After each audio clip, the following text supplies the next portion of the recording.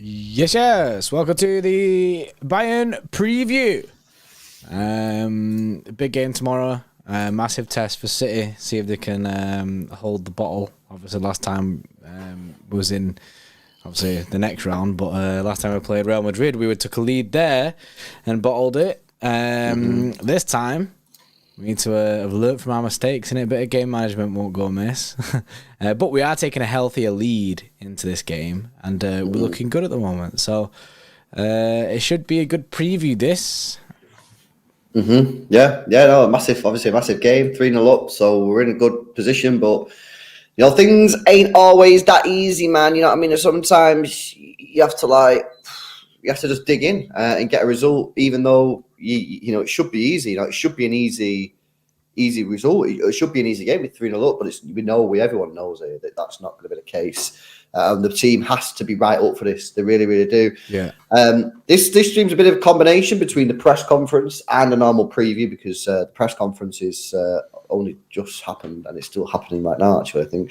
So, we'll do the press conference comments, and then we'll get into a predicted 11, score predictions, and all that as well. It was İlkay Gundogan was the man that was joining Pep Guardiola for the press conferences. He was being asked questions, which is quite funny because obviously his future is massively up in the air right now. No one really knows what's going to happen with him.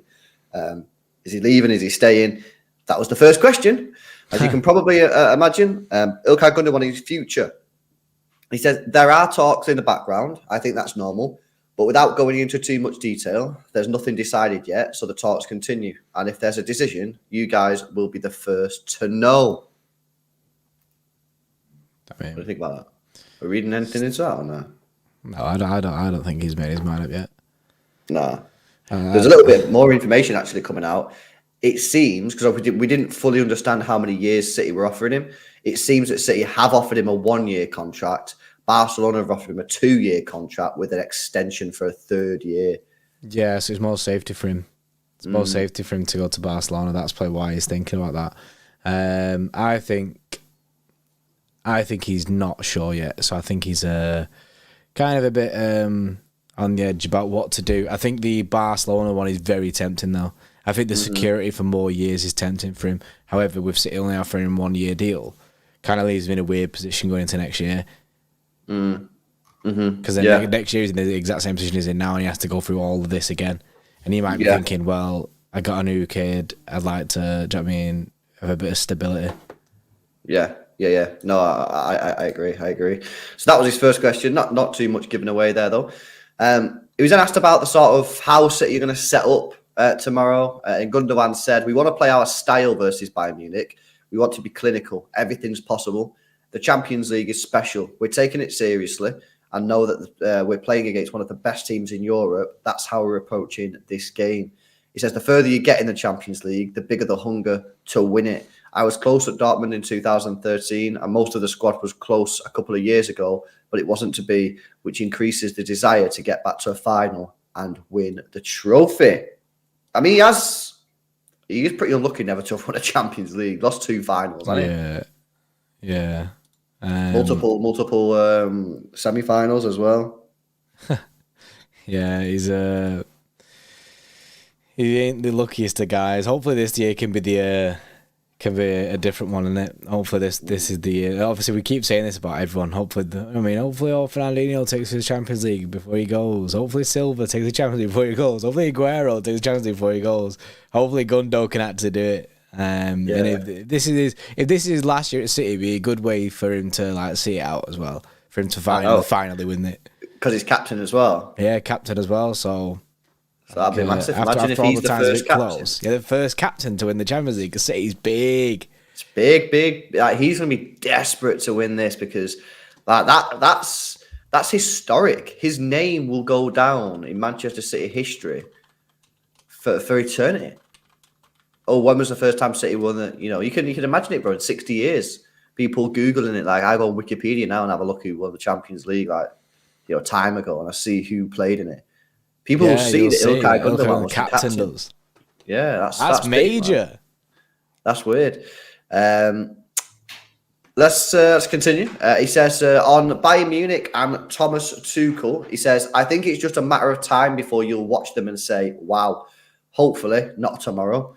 How are you feeling about playing Thomas Tuchel's side again, bro? Because obviously we did play against him last week, of course, but he's had an extra game since then. Obviously, he's found it difficult because he's only just gone in there. I really rate Thomas Tuchel. I think he's a top manager. He's a very good manager when it comes to knockout competitions because he can keep games tight and he can score on the counter in that, as we've seen. But it's different this time. We're 3-0 up. Yeah. We're 3-0 up, so it's a very different situation where Tuchel needs to come out and actually score the goals. Now, obviously, we're at the Allianz. Could be different, but I back us against him. I backed us anyway. I thought it was just a weird decision to change manager before the Champions League. Anyway, I kind of understood in the sense that Tuchel's good at cup competitions, but yeah, when he's got a side that's his, he's just been given a squad and gone, yeah, I'll do this with it. So it felt like a really weird appointment and a weird time to sack Nagelsmann. I'd put it this way, I'd be more worried if I was facing Nagelsmann because it would have been more of the unknown. Yeah. No, I agree. It'd be interesting to see what Tuchel does tomorrow and how he sets his team up. Because it's funny, it's because I remember saying this before the last match. I was like, oh, I'm really interested to see how Tuchel sets his team up. And now, even though the game's like in a completely different set, and again, I'm like, how is he going to set his team up? It's a different scenario again, isn't it? Yeah, completely different scenario. They've got to go for it. They've got to go ham. You know, there's no point in keeping it tight tomorrow and drawing 0-0. They've got to win. They've got to score goals. So he's going to have to put out a team there that can score goals. Which they didn't really look like doing against City. I mean, it was just Sane, really, wasn't it? I don't really remember anyone else having any sort of trouble. I mean, they were quite dangerous offset pieces as well. Yeah. A couple of the corners that came in were pretty decent, and we had a couple scares there that got away with it. Other than that, it was just Sane. So it'll be interesting to see how Sane and Tuchel deploy themselves. Phil Foden, of course, we did a stream this morning, is back in training. Pep Guardiola said, we are delighted. It's definitely good news for us. He's trained just one session, but we decided that he will travel with us and be on the bench for tomorrow night's game. He said, of course, he's not going to get 90 minutes against Bayern Munich, but because of his physicality, he doesn't need many training sessions to be fit. So it sounds like Saturday, there's a chance that he might even start Saturday. I mean, that's very, very bullish talk there from Pep Guardiola on Phil Foden. Well, he knows it. He knows the situation best, doesn't he? We can only speculate. He knows it best. And like we said, not today, previous to this, when we first heard about Phil Foden being back and going back, he's not actually been injured. Do you know what I mean? It's not like he's had an injury to his leg where he has to, do you know what I mean, slowly get back into things. He can get straight back into it.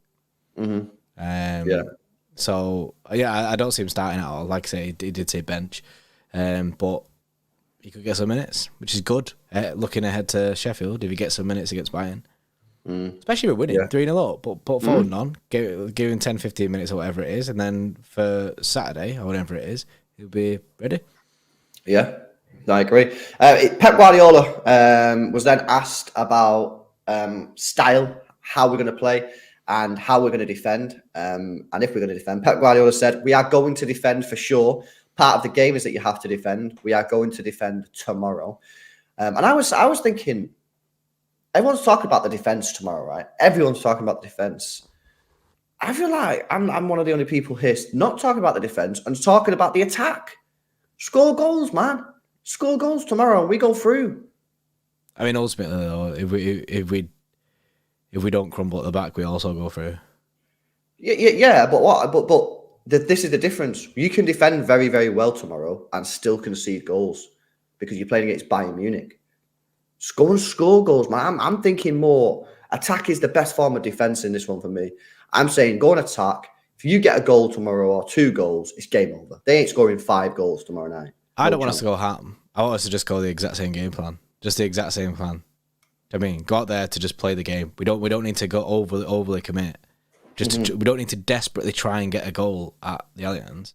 We don't need to. We don't need to score. We can go through without scoring a goal. I think the smarter to do is just play how we've normally been playing. But we also shouldn't sit back. No, we don't. That's what I mean. Don't change our game plan. Yeah. don't change for this fixture, because we don't need to sit everyone back and change that, because if you go defensive there and end up conceding goals, then you have to change from defensive. Basically, if you bottle it, but by sitting defensive, you're going to say, well, why didn't we just do what we normally do and play the normal way that we play? Why have we changed it for this? We should just literally play the exact way we've been playing. Mm-hmm. That's what got us 3 goals in the home tie. So I back us to do that again. Yeah, Kid in the chat there said we sat back against Madrid and we crumbled. Correct. So don't sit back. Yeah, just carry on. Just carry on doing exactly how we've been playing. Yeah. Pep said on Phil Foden, he's important, not just for tomorrow, but the tight schedule we have ahead of us, which obviously we know. He was then asked about Haaland, and he said Haaland's adapted so quick to Manchester City since day one, which obviously we all could see from the goal numbers. He was then asked about Barcelona's bribery scandal. He said now is not the time to speak about that.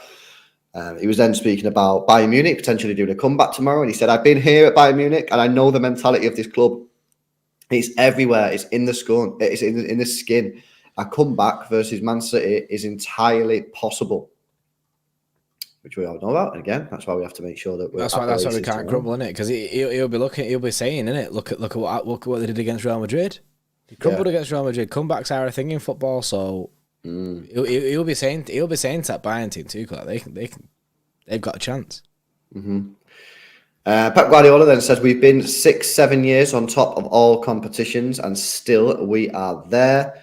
He said it's great to be involved in these important games. Tomorrow, then we've got the FA Cup semi-final to reach a final, then Arsenal next week. I have no doubt how much the players want this success, and that's very, very positive. It sounds like the players are up for it. The manager's up for it. Fans are up for it. And this next 2 weeks, as I said yesterday, could make or break our season, really. It's massive. And somebody starts tomorrow.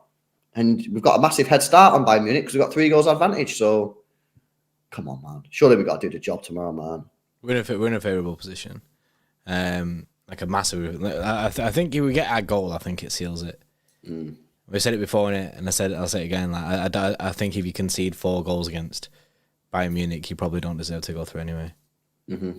Yeah. So I think if we can get a goal tomorrow, I think that pretty much puts a nail in the coffin for the tie. Obviously, never say never, but I think it should put a nail in the coffin against for the tie.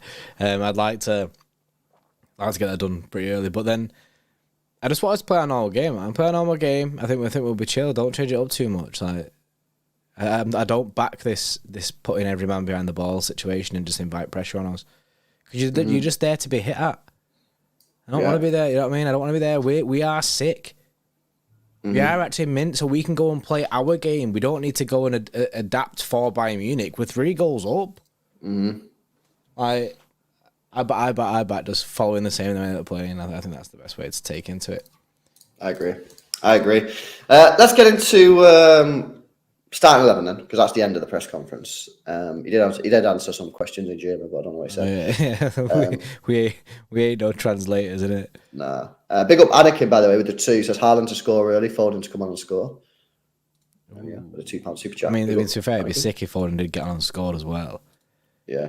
I mean, if Haaland scores early, then game over, innit? Yeah, well, if Haaland scores early, we're chilling. We're absolutely chilling. Yeah, on the beaches. Pure beach. Right, let's get into the starting 11 then, because there's some big decisions to be made here. Obviously, Edison's going to start in goal. I don't think Ortega will get a chance, even though we are 3-0 up.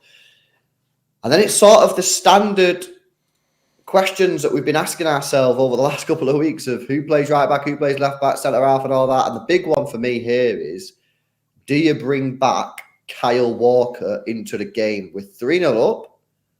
Do you bring in Kyle Walker and go to a flat back 4 and just say standard defense, just do your job defensively and we're chilling? Or do you play Stones, which has been working well in dominating the ball, working well in creating chances, but do you really need that risk when you're 3-0 up? That's the big question, Ray. I think it all depends on if Pep feels like they're going to struggle against Mane, Sane, or Coleman. I feel like if Pep thinks that we struggled against them last week, he might change it up and put Walker in there. Now, personally, I thought Ake and Akanji after the first 20 minutes both did really well with both of them players because Sane and Coleman both switched. And when Mane came on in the last game, he was pretty much non-existent. He didn't really do much. It didn't make a difference. So I think I'm leaning towards more stick the same. Stick with John Stones, Yeah, stick with John Stones inverting is what I'm leaning towards. Now, I the Kyle Walker thing does make sense. It does make sense to play Kyle Walker, but in my head, I'm just like, no point changing it. The only difference is on this one, Bayern Munich had more possession in that game than Manchester City, and they're gonna have, I would imagine, even more possession in tomorrow's game because they're at home. They've got to, impose themselves on City, impose themselves on the game.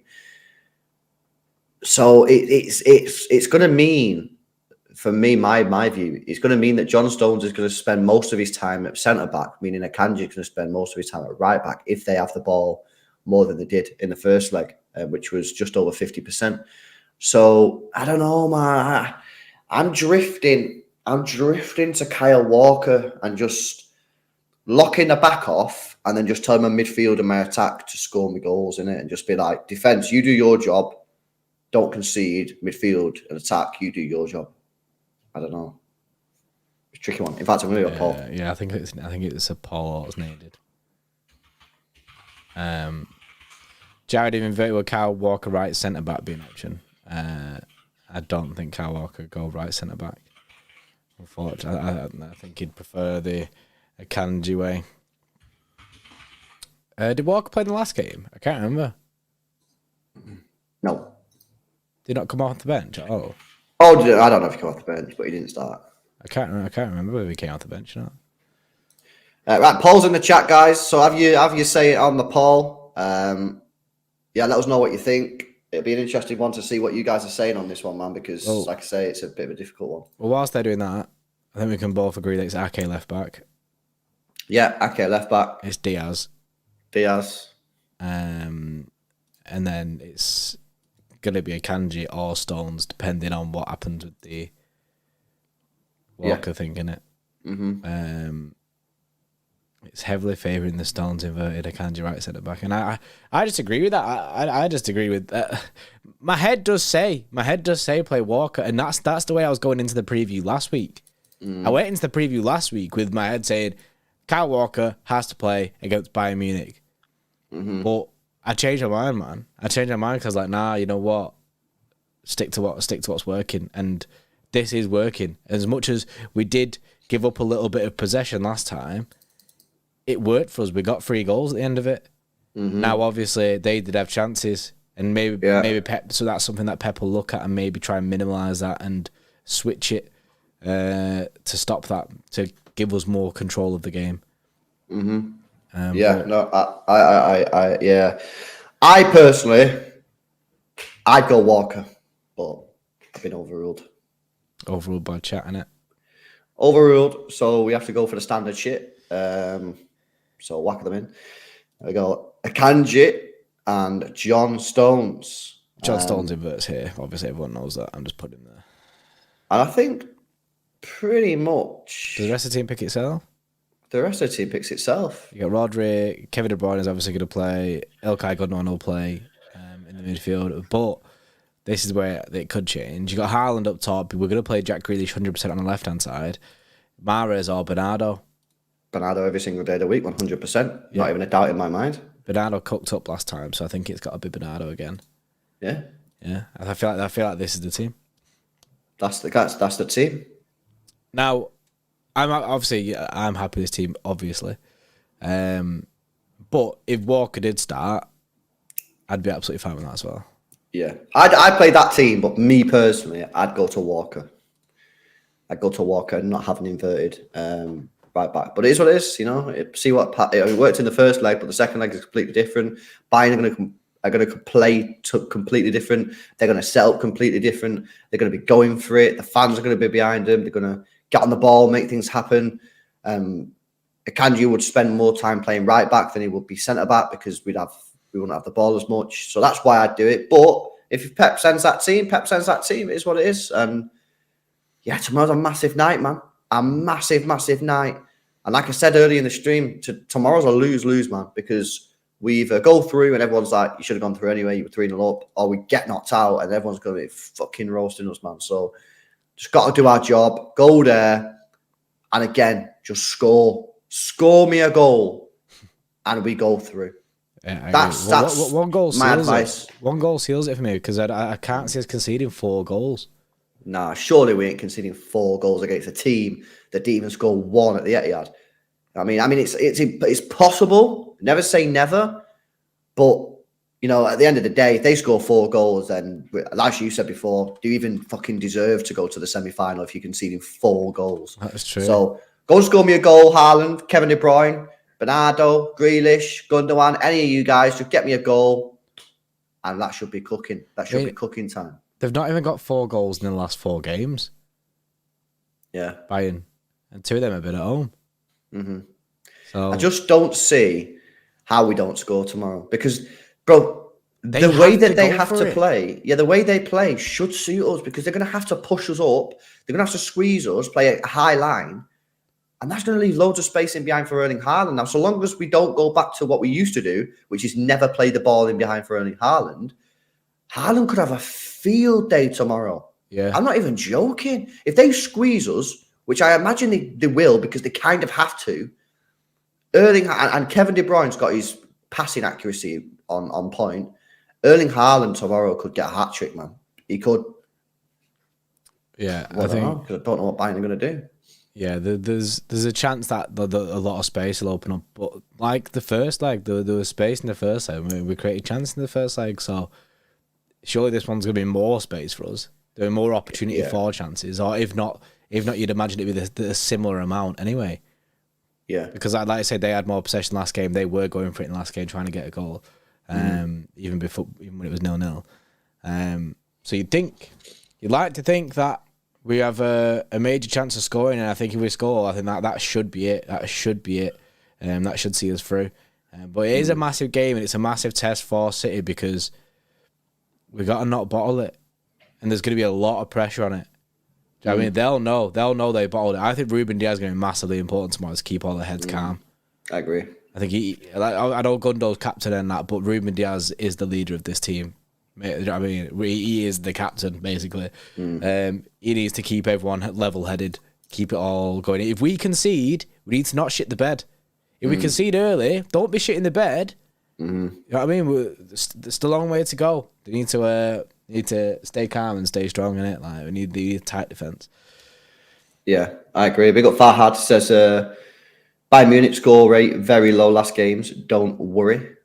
Yeah, exactly. I mean, 4 goals in last. They've not scored 4 goals in the last 4 games. They've got 3 goals in last. They scored 1 every game. That's also one of them stinky things that could come out after the game. Did you know Bayern Munich hadn't scored 4 goals in the last 5 games, but tonight they did? You know what I mean? It's one of them proper stinky things. Yeah, it stinks, but here's what it is like. You got to look at the facts in it. You got to look at what's presented in front of you. Score predictions then. What are you saying? I think it'll be 2-2. Interesting. I think 2-2 is possible as well. I do, but I have confidence that we'll win the game. You know, I'm going to go for a 3-1 City. Manchester City win. Yeah, rate that. I think 3-1. Who scores first? Us all them. Who's making it sweaty? They score first, make it a little bit sweaty, get nervous, and then we just go boom, boom, boom. See you later. 3-peat rapid. So I'm going to go for a 3-1 City win. I think there's going to be space for Erling Haaland to run into behind. I don't see a game in which there's not space in behind Bayern Munich's defence because they're going to have to squeeze us up. They have to go for it. They've got to push up and they've got to go for it, which it ain't a Tuchel way. Tuchel's way is usually, do you know what I mean? Keep it tight, nick the game kind of thing. Honestly, because we're in a position where we don't have to press for it. We don't have to overcommit, and we shouldn't be overcommitting from the off. We should counter them. I agree. It's going to be madness. It is going to be a madness. Make sure you join us for the live watch along tomorrow and join us at midday tomorrow for a special content. Big up Leng. Says Bayern Munich going to win 3-1. We go through on goal difference. They're 33 games unbeaten at home in the Champions League. Bayern Munich, different Champions League. Okay, Fez. I mean, we wouldn't go through on goal difference, innit? We'd just go through, but it's chill. We still go through. Yeah. So yeah, that's cool. And yeah, Khalifa, there's going to be a watch along tonight. The primary game that we're going to be watching is Napoli because that's a more interesting game. But I'm going to put the Real Madrid game on a separate screen. But yeah, we're going to be watching Napoli versus AC. Napoli 1-0 down against AC Milan, and of course, this is who we would play in the final. Obviously, provided we get through Bayern and Real Madrid. So it's going to be a madness. We'll be live there. 20 minutes or so, bro? Yeah, 20 minutes. 20 minutes. So make sure you come join us in 20 minutes. It's an Xtra Club member stream for the chat. So if you want to get involved, make sure you become an Xtra Club member. Join us tomorrow, man. Midday is going to be a madness. You do not want to miss it. Enjoy the rest of your day. For those people that are not coming to the live watch along, and for those that are, see you in 20. See you in a bit. See you in a bit.